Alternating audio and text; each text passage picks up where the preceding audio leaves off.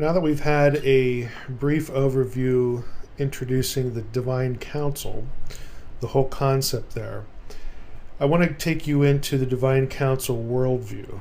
Again, this is basically just another term for biblical theology. Subtitle here, Cosmic Geography and Salvation's Plan in Biblical Theology. The divine counsel, which is really God's rule through his heavenly host or his non-human imagers, has a direct intersection with his human imagers, life on earth. Again, the biblical story, as it were, is really about the restoration of God's rule on earth through his imagers, whether they be human or non-human, to restore Eden, to reenact, restore, whatever word you want to use, his original plan to live with his human creations, those who are like him, who image him, along with his invisible family, his spiritual family, his non-human divine family, to have us all as one family on earth, administering, stewarding the creation, which was at the beginning just a little slice of creation, just a little part of the globe, but God wanted through his promise and his covenant, his command, his mandate to Adam and Eve to make the rest of the world like Eden, where he lived and they lived with him. And so that post-fall is where biblical theology moves, how to restore that. And so the divine counsel, the unseen realm, is an inextricable part of what's happening with us. And it's often neglected. I remember in Bible college and seminary, angelology got 2 days attention. It's something that's totally peripheral, which is a huge mistake in biblical theology. So we're going to just take a look at the overarching worldview that emerges from this, and I think you'll see pretty clearly how all-encompassing this sort of thing is. So we'll begin in Deuteronomy 32, 8, and 9. And again, this is the sort of thing I'm going to be presuming as I go through passages on a weekly basis to teach you. But Deuteronomy 32, 8, and 9 is sort of a fundamental passage. If you read it, we have here, when the Most High gave to the nations their inheritance, when he divided mankind, he fixed the borders of the peoples according to the number of the sons of God. But the Lord's portion is his people. Jacob is his allotted heritage. Jacob, of course, being another word for Israel. Jacob is Israel.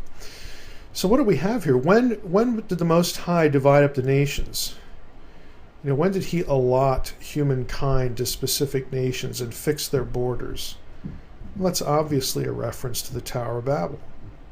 Now this is the ESV, and this phrase here, according to the number of the sons of God, does not appear in many other translations. Same thing with verse 43, same chapter, Deuteronomy 32, where we read, "Rejoice with him, O heavens," could be translated, "O heavenly ones. Bow down to him, all gods." In other words, these gods right here, and these gods right here, there's a relationship here. These gods, the sons of God, that God allotted, to the nations. Notice when he divides up the nations, he fixes their borders. He divides them up according to the number of the sons of God. We're going to be looking at some other passages. Essentially, this is the Old Testament rationale for why we have other gods, where the other pantheons came from of the Gentile nations, the nations who were not the Lord's portion, the nations who were not Israel. This is the Old Testament world after Babel. Nations divided up, assigned to other gods, and in Deuteronomy 4:19 and 20 we see that the gods were assigned to them. But these gods were supposed to be obedient. They were supposed to be obedient to the God of Israel, to Yahweh, the one who did all this, the one who was superior and supreme. I'm going to click out to Deuteronomy 32 here, and just so I can show you the footnotes here. ESV version again. We have here number 2. Compare Dead Sea Scrolls Septuagint Okay, that's where this reading comes from, the number of the sons of God. That is directly from the Dead Sea Scrolls, and it's reflected in the Septuagint, the Greek translation of the Old Testament. The Masoretic text, though, the text that most English translations are based on, reads sons of Israel. I'll get that up again, sons of Israel. Now, it doesn't make any sense. If we're talking about the Babel event, when God divides up the nations, dividing them up according to the number of the sons of Israel, not only is that a textually inferior reading, again, the sons of God is the reading that comes from the Dead Sea Scrolls. Sons of Israel does not. It's much later. It's in the Masoretic text. But not only is it an inferior textual reading, and you can read all about it. I did a journal article for Dallas Seminary's journal on the text critical issues in this verse. But it's also illogical. Israel didn't exist at the time of Babel. Israel is not listed in the table of nations connected with the Babel event. It makes no sense to number something according to the number of the sons of Israel because Israel didn't exist in biblical history at that point. So it's obviously a sort of covert reading. It's something that was put into the text at a later time for various reasons, and scholars have different theories about this. And again, this is not news to anyone in the academic community who does Old Testament studies. It's a very well-known verse, very well-known textual issue here. But just on a purely logical level, with biblical history and biblical theology, it makes no sense to say sons of Israel because there was no Israel. So let's go back here and take a look at what we're talking about. Again, at the Babel event, we have in Genesis 11, the prior chapter, Genesis 10, is the so-called Table of Nations. We get a list of the nations of the known world at the time to the biblical writer. If you count these up, the number is either going to be 70 in the Masoretic text or 72 in the Septuagint, and it's based upon whether two of the terms are put together or divided. But either way, it's a reference. Either number 70 or 72 is a reference back to the Babel event and this listing. It's a number that's going to come up later in the New Testament when Jesus sends out his disciples. That's going to be interesting. I don't know if we'll get to that in our little talk here, but it's part of the cosmic geography of the Old Testament. But these nations right here are the ones that get divided up. These are the ones that the biblical writers know. Israel, of course, is Yahweh's own portion. All the other nations are assigned to lesser Elohim, assigned to the sons of God. They are allotted to the sons of God, put under their authority so that those gods govern those nations now.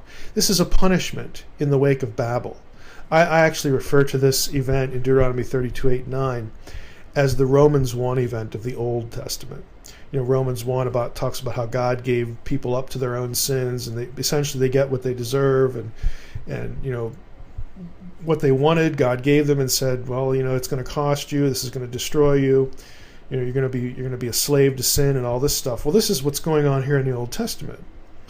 What you have here is God giving up the nations. Up until the time of Babel, he had been working with humanity. He'd taken them out of the flood. He reiterated the covenant to Noah and said, now go disperse over the earth. Of course, they don't do that. They want to call God down at Babel. That's the tower, the quote-unquote tower they're building.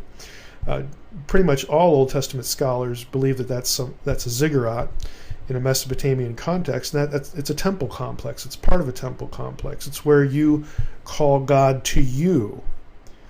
And God says, no, this isn't what I said. I said go and disperse the nations, because the whole program here is about spreading my good rule over the whole earth, restoring Eden, making the globe Edenic, being my people and doing this in obedience to me.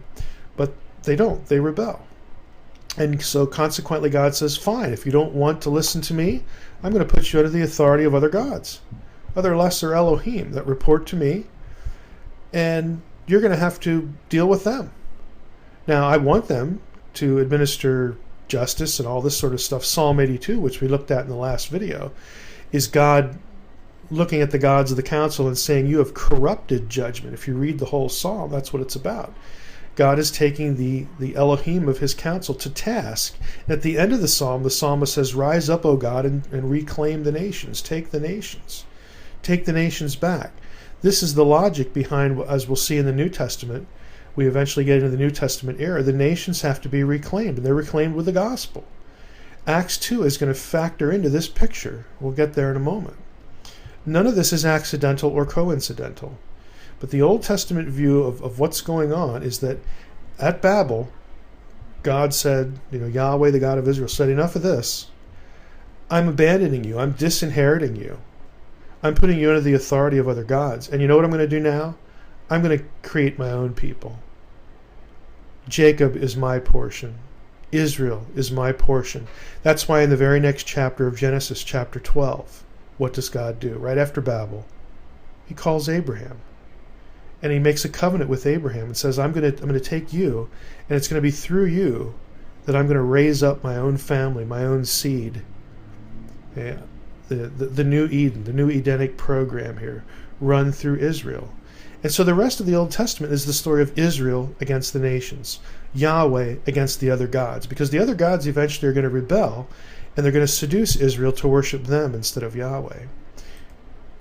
Now, this picture, again, the disinheritance of the nations, the call of Abraham in the next chapter, it's actually reflected in the New Testament in a number of places. We're just going to go to one. Look at what Paul says here in his sermon at the Areopagus.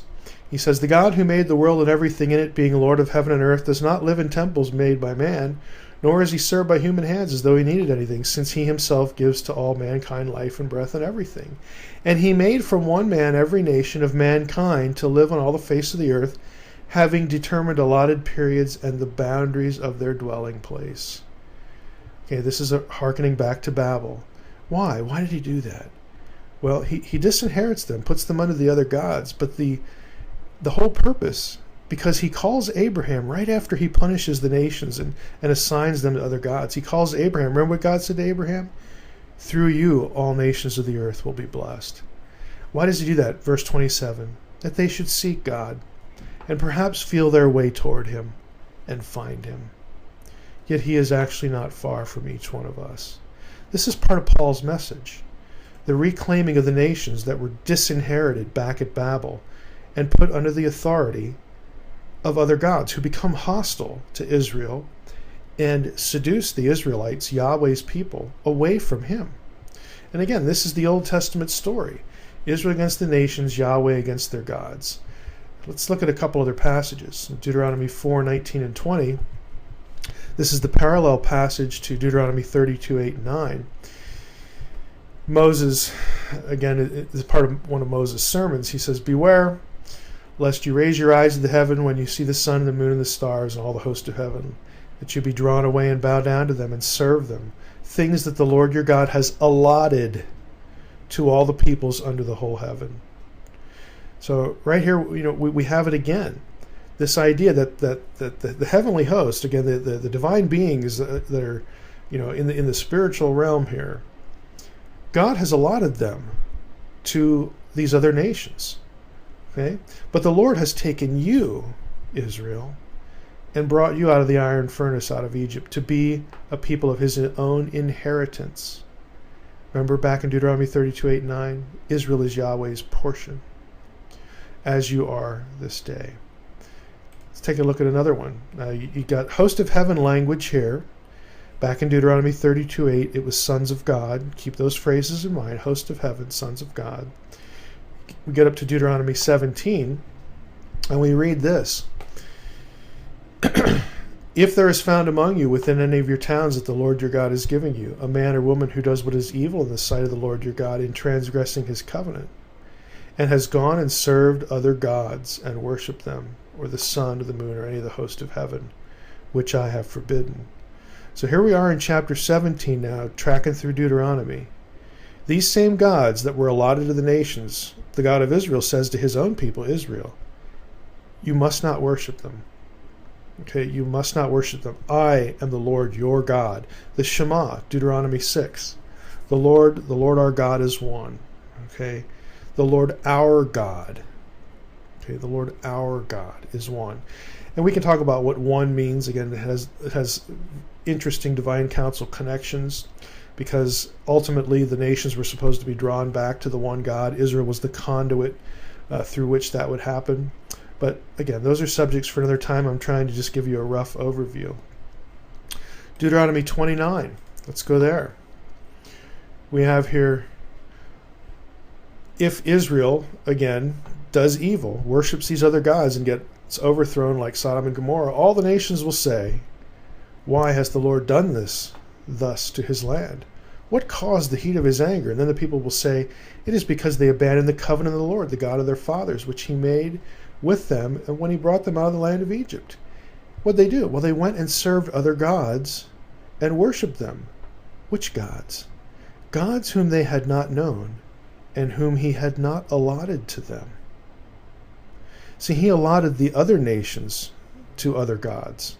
Deuteronomy 32, 8, and 9. But Israel was Yahweh's portion alone. He took them for himself, because he created them right after he disinherited the nations in Genesis 11 at Babel. Then he called Abraham and began his own people again, disinheriting everybody else. But he didn't forget them, because when he made the covenant with Abraham, he said, look, those who bless you I will bless, those who curse you I will curse. And in you, or through you, all nations of the earth will be blessed. He didn't forget them, but he did disinherit them for a time. Deuteronomy 32, 8, and 9, we saw that these were the other gods allotted to the nations, and the nations allotted to them, two sides of the same coin. Well, what happened? How's the story end? Here we are. Doesn't end well. They, the Israelites, sacrificed to demons, not God. We saw this verse in our earlier video about the divine council.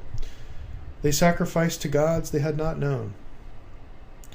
Again, this is committing evil. This is what God warned them through Moses not to do in Deuteronomy 17. It was why he is going to punish them, the warning that was given in Deuteronomy 29. Here it happens in Deuteronomy 32. These are the gods, again, back in verses 8 and 9 of Deuteronomy 32, that were allotted to the other nations. Israel fails. Israel sins. They were supposed to, if you remember verse 43, the way it was supposed to work was that the other gods were supposed to bow down to Yahweh, but they did not. They seduced the Israelites. They became hostile to what God was trying to do. And Psalm 82, which we saw in the previous video about the divine council, is God saying, you know what? You're going to be punished. You're corrupt. You didn't obey. You're going to die like men. Okay, you're going to die like a human does. I'm going to remove your immortality. Now, we know from other passages and other places in the Old Testament that vision of that happening is eschatological. It comes future to the Old Testament. What we're going to see here in a moment is that the beginning of the undoing of the grip of the gods on the nations happens when Jesus shows up, and especially when he dies and rises again, and the gospel, at the Pentecost event, penetrates the nations, permeates the nations with the message about Jesus, of the Messiah. And that is the beginning of the advance of the kingdom of God and the diminishing, the undermining of all these other kingdoms, all these other controls that the gods have over the nations. Back into the Old Testament, though, this whole idea, again, that an Israelite, a biblical writer, looked at the world in such a way that Israel, the land promised to Abraham and his descendants, was holy ground. Okay, this is where Yahweh was to be worshipped. Yahweh owned this land. It's not that Yahweh doesn't own the earth. There's plenty of other passages like that. But there's this territorial sense that the nations around Israel are governed. They're under the authority of hostile gods, hostile divine entities. Now, God says, I'm going to deal with them. But for the time being, those gods are, in the mind of the biblical writer, real, and they're a threat, and they're serious. They are not to be worshipped. Okay, they are to be avoided. And so when you were not in Israel, when you were not in holy ground, you were somewhere else. You were in the domain of another. That, yes, the God of Israel had assigned that turf to one of these other divine beings. So we know, who's superior. But it's still a scary thing. It's still a threat. You're still on territory that was not promised to you by covenant with your God, with the God of Israel. This helps to explain a number of different passages. Let's go to 1 Samuel 26. When David, again, is fleeing from Saul, he winds up, in different parts of that whole episode, that whole fiasco, running from Saul and whatnot. In this particular passage, 1 Samuel 26, David again has come upon Saul and has spared his life. And look at what he says. When he's going back and forth with Saul, he says, "Now therefore let my lord the king hear the words of his servant. If it is the Lord who has stirred you up against me, may he accept an offering. But if it is man, may he be cursed before the Lord. For they have driven me out this day, that I should have no share in the inheritance of the Lord, saying, go serve other gods." Again, is David denying the omnipresence of God? No. What he's saying is, look, I'm no longer in Israel. You're chasing me all over the place. And there are times I get driven out beyond the boundaries of Yahweh's land, the land promised to us. And the people who are doing that say, go somewhere else and have another god, worship other gods.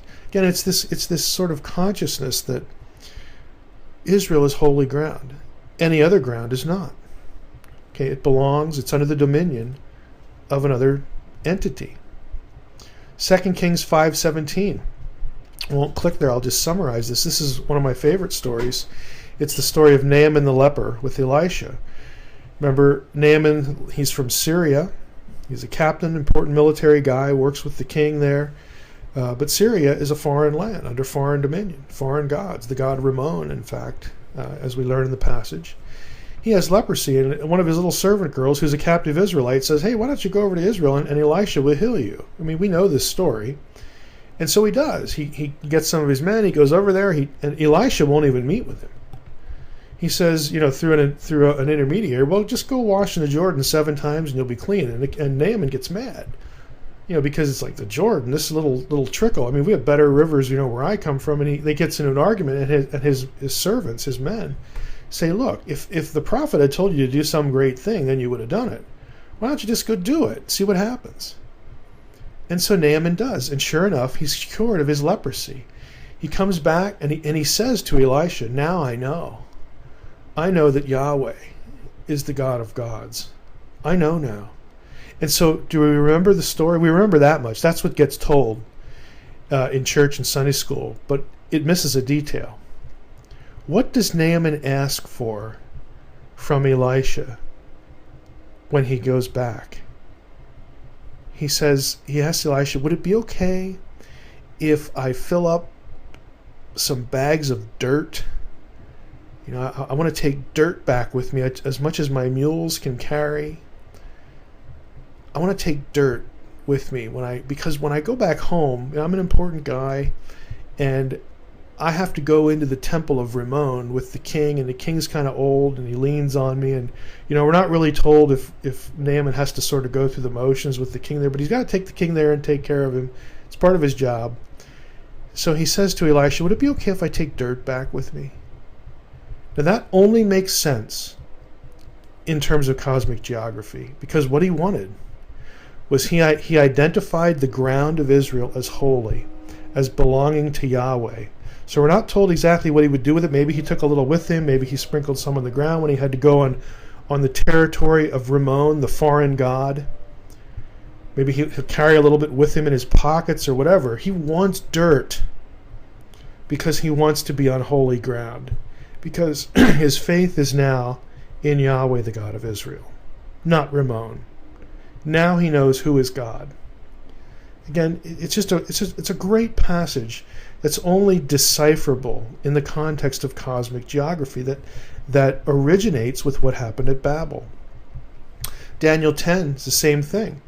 We have the Prince of Persia, the Prince of Greece. These are divine beings, at least that much. It doesn't rule out that they're working with human authorities, but at the very least, we've got, again, divine authorities over these nations, because we learn that Michael is in charge of Israel. He has been given the caretaking of Israel. And we notice that in Daniel chapter 12, verse 1, too. It's cosmic geography. Again, it's just the same old thing. And again, these aren't the only passages that get into this, but I think they're good illustrations. Now let's go to the New Testament. How does this factor into the New Testament? Well, it factors in a big way in the book of Acts, and specifically at Pentecost. Now, we all know this story, but you don't really know the story. If we look in Acts 2, when the day of Pentecost arrived, they were all together in one place. And suddenly there came from heaven a sound like a mighty rushing wind, and it filled the entire house where they were sitting, and divided tongues as of fire, so on and so forth. Now, I've clicked on the word divided for a reason here. The Greek lemma is diamorizo. If we searched for that Greek lemma in the Septuagint, the Greek translation of the Old Testament, guess where it shows up? Deuteronomy 32, verse 8. Okay, the whole thing about when the Most High divided up.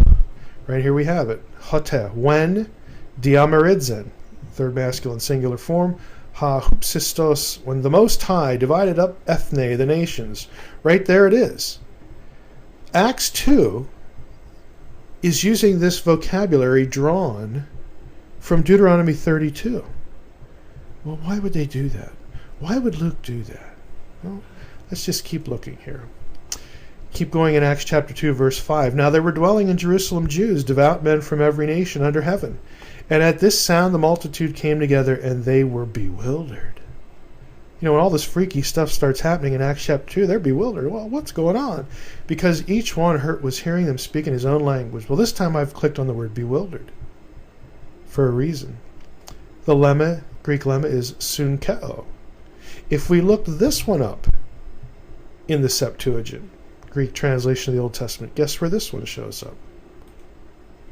Genesis 11. What's Genesis 11? The Tower of Babel incident, when the nations were divided. Okay, what Luke is doing is he's putting little toeholds, little links, little bridges from the day of Pentecost back to the dividing of the nations in Genesis 11 and Deuteronomy 32. He wants his readers to mentally go back to that event, because that event is the precursor, it is the backdrop, it is the framework for what happens in Acts chapter 2. Now, Acts chapter 2, we read about what happens. The Spirit comes upon the followers of Jesus. They're enabled to speak in all these other languages. Who's there at Pentecost? Well, it's Jews from where? From all over the known world. All the nations. All the nations have some Jews living in them. It's like cell groups. You know, God has providentially used the disaster of the exile and the diaspora, all this stuff, to plant his people in these nations that he knows he will reclaim. And they're living there. And when it comes time for Pentecost, lots of them are going to come back to Jerusalem. And on this particular occasion, they come back to Jerusalem, and it's after the resurrection of this guy, Jesus of Nazareth, and they hear the message of Peter, and they see what happens in Acts chapter 2, the mighty rushing wind, the divided, the cloven tongues, the divided tongues. Everybody's been enabled to speak the gospel in all these different languages. This is infiltration. This is divine infiltration of the nations with the gospel. And the crazy thing is, if you read through Acts chapter 2, and you look at those nations, again, the ones in red here are the ones that are actually mentioned. The list, just watch this. The list starts over here in the east. This is the farthest penetration of the Jews during and after the exile. This is Mesopotamia. Okay, this is part of the Persian Empire. This is where Esther, winds up and all this sort of stuff, the Medes and the Persians. There are still Jews living here after the return from exile. So Acts chapter 2 tracks from the east, all the places where the Jews are living among the nations, and starts moving west. Okay, and when it hits the Mediterranean, it heads north and south, the list. Right here and here. It's moving west till finally, in Acts chapter 2, we hit Italy. But all this turf, okay, was ground that was known, nations that were known back in Genesis 10, back at the Babel event. It is a subtle sign to the intelligent reader that what's happening at Pentecost is divine infiltration and the beginning of taking every nation back through the Messiah, through Jesus. Look at the way Acts unfolds. Acts 2 is Pentecost. The story takes up, after Pentecost in Jerusalem, then it expands to Judea, Acts chapter 2 through 8. You get to Acts 8, and look at the places, look at the geography where things happen in Acts. Samaria. What's Samaria? Well, Samaria was the apostate northern kingdom of Israel in the Old Testament. Samaria is part of the Acts story. Why? Because God wants you to know that I'm taking that back too. It's not just the nations, it's everything. Ethiopia, the Ethiopian eunuch, the last Jew. Why is Ethiopia associated with Jews? Because historically, it is. There were Jews who fled here in ancient times, fled the onslaught of Nebuchadnezzar, and even earlier. We know that there were significant Jewish colonies in Egypt and other parts of Africa, down into Ethiopia, Cush, and Cush, of course, is mentioned in the Table of Nations. So Cush doesn't get mentioned back here in Acts 2, but it gets picked off the list right here in Acts chapter 8. Lo and behold. Then what happens in Acts chapter 9? Paul's converted. Who's Paul? Paul is the apostle to who? To the Gentiles, to the nations. Jerusalem, Judea, and here we go. Everybody else. Paul is going to track through as many of these places, these nations, as he can. Okay, Acts chapter 9, in conjunction with the conversion of Paul, we have Damascus mentioned. Well, what's Damascus? Damascus is the northernmost point at which Abraham set foot back in Genesis 14.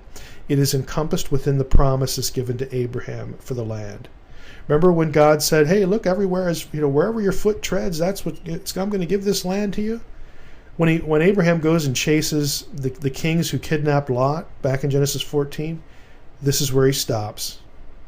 Again, it's telegraphing a message. Everything that belongs to me, I am taking.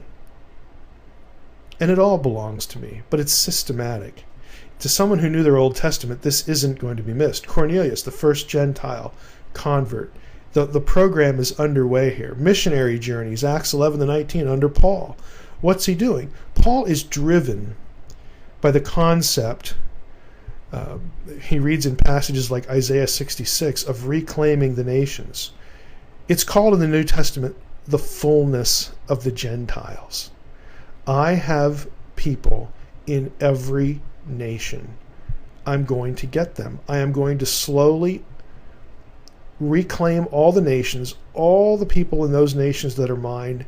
The kingdom of God is going to overspread them. And eventually, at the end of days, the day of the Lord, everybody's going to turn to Jerusalem. Everybody's going to turn to worship Yahweh again. It will be what it should have been back in Eden. This is all an intelligent plan, and it's intelligently and deliberately telegraphed, if you have eyes to see it, in the book of Acts and lots of other places. One really cool thing is Paul is driven to get to Spain for some reason, Rome and Spain. If you go back to the map, in Acts 2, the westernmost point is Italy. It's Rome. Okay?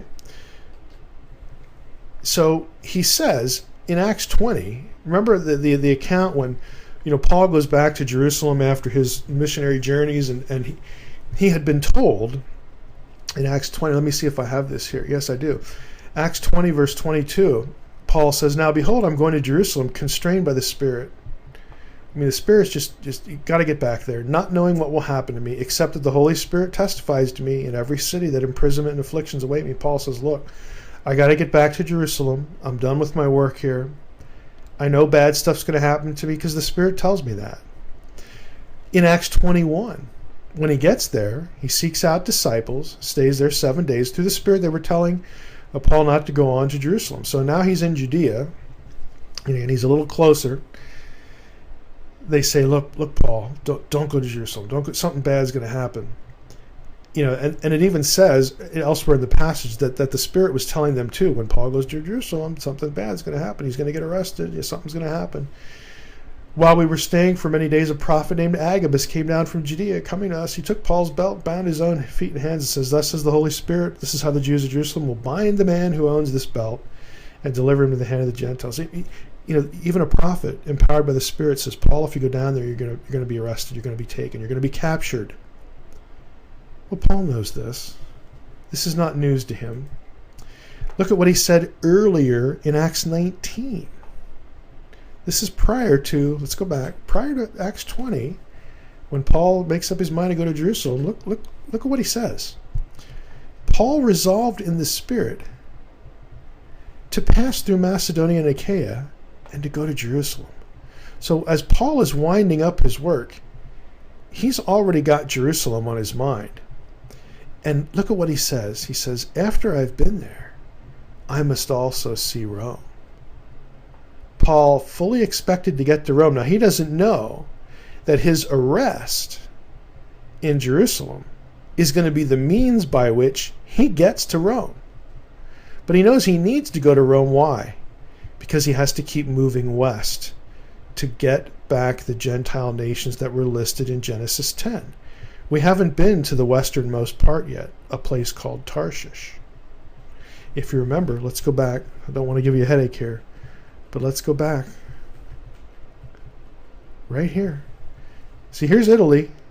Here's where Rome is. There's a spot mentioned here back in the Table of Nations that we haven't hit yet. Right here. Tarshish. It's an outlier. Paul says, got to get to Jerusalem, and I'm going to go to Rome too. And when he writes to the Romans, he gets arrested in 54. He's under Roman imprisonment. When he writes Romans, he's writing to them saying, "Hey, I'm going to see you guys. I'm on my way. I'm on trial. I'm going to go appeal to Caesar. I'm going to get to see you guys." Look at what he writes. "Thus I make it my ambition to preach the gospel, not where Christ has already been named, lest I build on someone else's foundation. But now, since I no longer have any room for work in these regions, these places where I've done my business, I'm done there. Since I have longed for many years to come to you, Roman believers, I hope to see you in passing as I go to Spain. And when therefore I have completed this and have delivered to them what has been collected, I'll leave for Spain by way of you." Why does Paul believe he's going to get to Spain?